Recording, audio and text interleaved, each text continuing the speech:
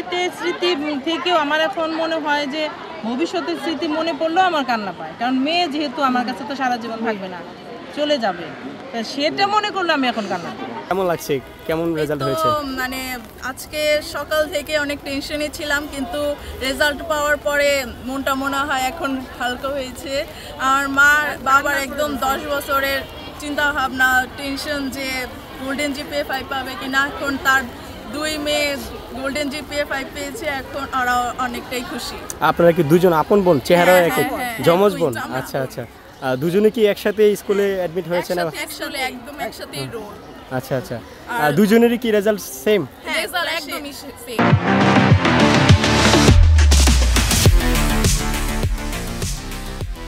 আচ্ছা, সাবজেক্ট কোনটা ছিল দুজনের? সায়েন্স। আচ্ছা আচ্ছা, এই যে দুই বোন একসাথে ভালো রেজাল্ট করলেন, আপনার মা বাবা কেমন খুশি?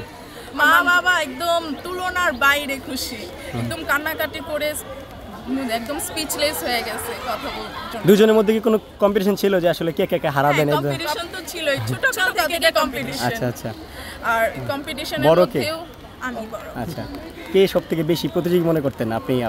আপনার বোন মনে করতেন নাকি আপনি মনে করতেন? প্রতিযোগিতা শুধুমাত্র পড়ালেখা, কিন্তু আবার এক্সামে হচ্ছে যদি হেল্প করতে চায়, কিন্তু হেল্প আমরা দুইজনই নিজেদের মতন হেল্প করি। মানে ইচ্ছা ছিল দুজনে একসাথেই গোল্ডেন পাওয়ার, তো কারণ একজন গোল্ডেন পাবো আবার আরেকজন গোল্ডেন না পেলে তো সেই একই কষ্ট।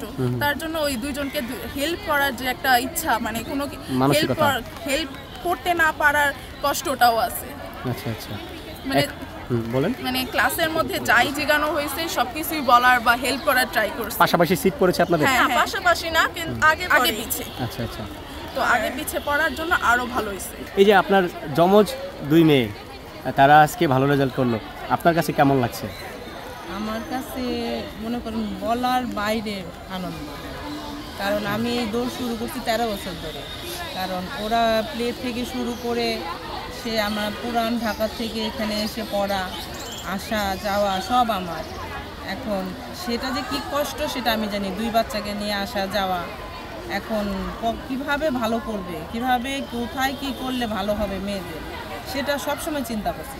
কোনো দিক সব প্রতিকূল অবস্থা অনুকূল অবস্থা মানে এই করেও আমি দৌড়ে এখানে আসছি মেয়েদের কিভাবে ভালো। আপনার মেয়েরা বড় হচ্ছে, আপনার কি আসলে মনে হচ্ছে যে আপনি যেমন সন্তান চেয়েছেন তেমন পাচ্ছেন তাদের থেকে? অবশ্যই অবশ্যই, আমার মেয়েরা আজকে আমার আশা থেকেও বেশি করছে। আমি সবসময় চিন্তা করছি জিপিএ 5টা থাকবে কিনা। ওর বাবাও প্রতিদিন খালি পরীক্ষার পরে বলতো কিরে A+ আসবে কিনা, কিন্তু আমার মেয়েরা গোল্ডেন পাইছে। এখন এটা শোনার পরে আমার বুকে চোখে মাথা মানে কান্না আমি ধরে রাখতে পারি না যে আমার মেয়েরা এত ভালো করছে। দুজন গোল্ডেন?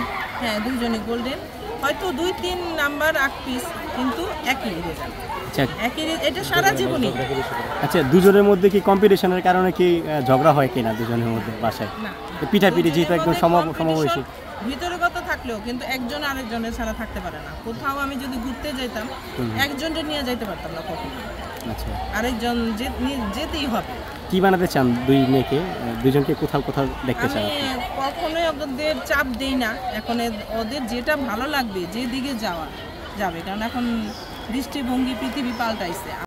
আমরা একটা জোর করে বসায় দিব না, ওদের যেটা ভালো লাগবে, কিন্তু আমার পথ সোজা করে দেব, তাই এটাই হলো আমার উদ্দেশ্য। আপনাদের কি ব্যক্তিগত কোনো পছন্দ আছে যে আপনি এটা হতে চান? কি হতে চান বড় হয়ে? আমার তো ইচ্ছে আছে ডক্টর হওয়ার। এখন চলুক। কি নিয়ে পড়ছেন কি নিয়ে? সায়েন্স। আচ্ছা, আপনার থেকে জানতে চাই আপনি কি নিয়ে পড়ছেন? আমিও সায়েন্স নিয়ে পড়ছি। আমার হচ্ছে কি ডক্টর লাইনে যাওয়ার ইচ্ছা নেই, আমার হচ্ছে ইঞ্জিনিয়ার লাইনে যাওয়ার ইচ্ছা। আচ্ছা আচ্ছা, তাই কিন্তু দেখি চান্স পাইলে দুজনে একসাথেই থাকবো। আপনার দুই মেয়ের সাথে আপনার ছোট থেকে এদিকে বড় করা পর্যন্ত কি এমন স্মৃতি আছে যে স্মৃতিতে আপনার চোখে পানি আসে? অনেক সেরকম স্মৃতি আছে। একটু উদাহরণস্বরূপ যদি একটু।